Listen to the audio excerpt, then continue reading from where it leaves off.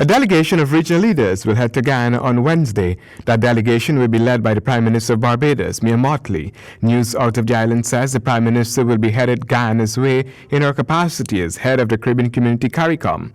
The announcement came Tuesday afternoon during a national address from the Hilton Barbados, where the social partnership was meeting to discuss COVID-19. Guyana held regional and national elections last Monday, but no winner has been officially declared.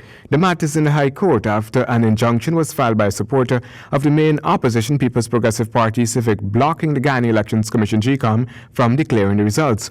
Meanwhile, the Prime Minister of Antigua and Bermuda, Gaston Brown, has commented on the dispute, calling for a calm and an amicable resolution without external interference in Guyana's internal affairs. The Prime Minister was quoted as saying, "I think that they all have an obligation to come together and to find an internal solution. I don't think that the solution at this point requires any form of external involvement."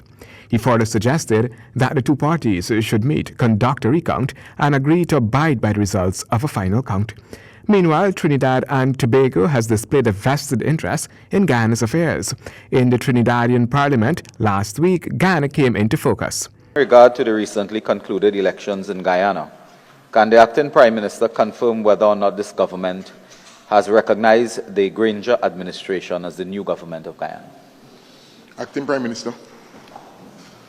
Mr. Deputy Speaker, it may very well be that the member for Oropouche East has better information than the Office of the Prime Minister of the Republic of Trinidad and Tobago. We in Trinidad and Tobago, in the Office of the Prime Minister, have not yet been informed as to the nature of the new government of Guyana.